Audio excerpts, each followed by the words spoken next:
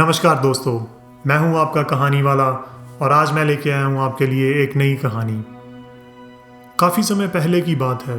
एक राजा हर महीने आम कपड़े पहनकर आम लोगों में घुल मिल जाता था। वो दौरा इसलिए करता था ताकि देख सके कि जो उसकी सोसाइटी है उसमें लोगों को क्या तकलीफ़ें हैं और उनको कैसे वो दूर कर सकता है। एक बार जब वो दौरे पर गया तो उसने देखा कि एक व्यापारी जिसने बड़े अच्छे कपड़े पहने हुए थे, बड़े महंगे कपड़े पहने हुए थे, उन पर हल्की सी धूल थी और वो व्यापारी जो था वो चिल्ला रहा था एक सफाई कर्मचारी के ऊपर।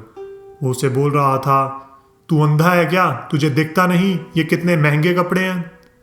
अब मैं इनको अंदर जाके धुलवाऊंगा, कितना समय बर्बाद होगा मेरा। वो दुकान कौन संभालेगा? मेरा जो नुकसान होगा उसकी भरपाई कौन करेगा? तो जो सफाई कर्मचारी था वो चुपचाप अपना सर नीचे करके खड़ा रहा वहाँ पर। इतने में ही जो व्यापारी था उसने सफाई कर्मचारी के मुंह पर थप्पड़ मार दिया। जो राजा था वो ये सब देख रहा था। अगले दिन उस व्यापारी के घर के बाहर सफाई कर्मचारी काम करने नहीं आया, लेकिन उसने ये चीज़ नोटिस नहीं की। तो जब हफ्ता बीत गया उसके घर के बाहर गली में गंद इकट्ठा होना शुरू हो गया। तो उसने अपने नौकर से पूछा कि ये घर के बाहर इतनी गंदगी क्यों है, सफाई क्यों नहीं हो रही इसकी? तो नौकर ने बताया कि मालिक, एक हफ्ता हो गया है, सफाई कर्मचारी काम पर नहीं आया। तो उसने कहा तो जाके पूछ उससे कि वो क्यों नहीं आ रहा काम पर। तो जो नौकर था वो सफाई कर्मचारियों के पास पहुंच गया। तो जब उसने सफाई कर्मचारियों के मुखी से पूछा कि आप सफाई कर्मचारी क्यों नहीं भेज रहे हो हमारे घर के बाहर, तो उसने बताया कि हमें तो मंत्री जी से आदेश आया है। वो हैरान हो गया कि एक सफाई कर्मचारी को हमारे घर के बाहर ना भेजने के लिए मंत्री का आदेश क्यों आ रहा है। लेकिन उसका काम था बताना, तो उसने अपने मालिक को जाके ये चीज़ बता दी। तो जो मालिक था वो गुस्से में आ गया। तो उसने कहा ये कैसे हो सकता है? तो वो अगले दिन मंत्री जी से जाके मिला। तो उसने मंत्री जी से पूछा कि जो हमारे घर के बाहर सफाई कर्मचारी आता था वो आपने बंद क्यों कर दिया? तो मंत्री जी ने कहा ये आदेश महल से आया है, इसमें हमारा कोई लेना देना नहीं है। सो महल के आदेश की एक ही प्रॉब्लम थी कि महल से आदेश सिर्फ आता था, ये अपनी रिक्वेस्ट जो थी वो महल के अंदर नहीं पहुंचा सकता था।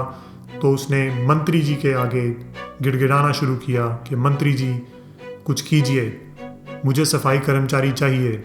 लेकिन मंत्री जो था उसने हाथ खड़े कर दिए कि भाई देखो, ये महल का आदेश है, इसमें मैं कुछ सहायता नहीं कर सकता तुम्हारी। जो व्यापारी था वो अपने घर गया और उसने अपने नौकर को कहा कि पगार चाहे तुम मुझसे ज़्यादा ले लेना, लेकिन आज के बाद घर के बाहर की सफाई भी तुम करोगे। तो नौकर ने सफाई कर दी, लेकिन अगले दिन वो नौकर भी नहीं आया फिर काम पर। तो व्यापारी जो था वो हैरान हो गया कि अब नौकर क्यों नहीं आ रहा काम पर। तो जब वो अपने नौकर के पास गया तो उसने कहा कि मालिक, मुझे मंत्री जी ने मना किया है।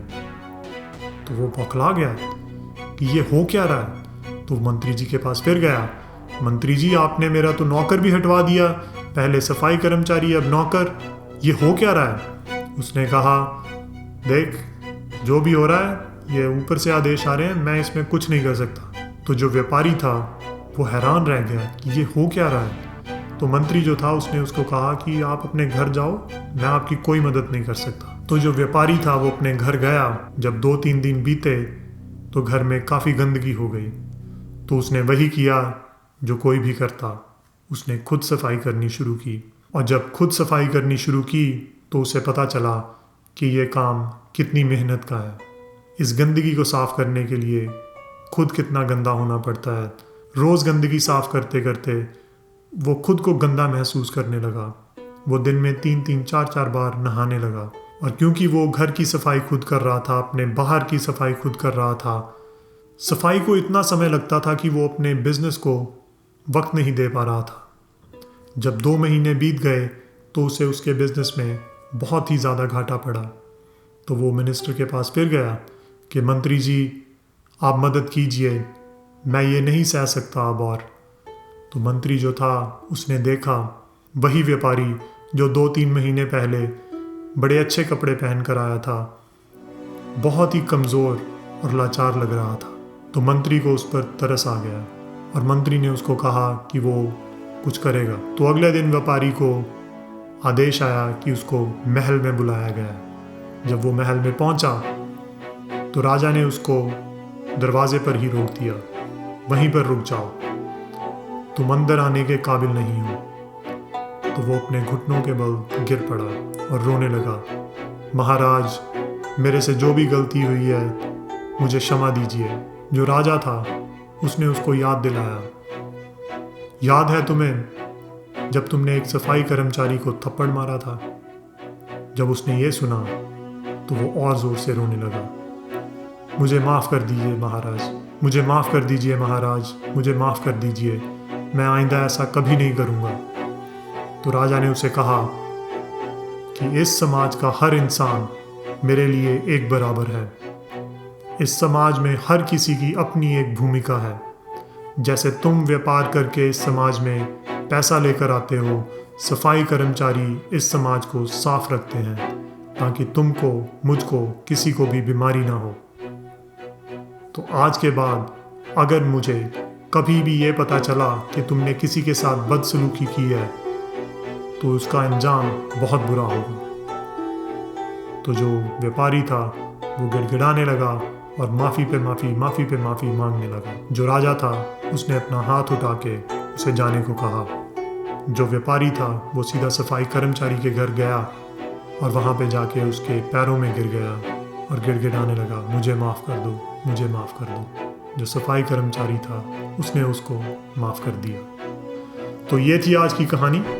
आप मुझे बताएं कमेंट्स में कि आपको कैसी लगी, आपने क्या सीखा इससे, और प्लीज़ लाइक, कमेंट और शेयर ज़रूर करें और सब्सक्राइब कर लें और घंटी को प्लीज़ ऑन कर लें। मिलता हूँ आपको अगले हफ्ते नई कहानी के साथ। नमस्कार।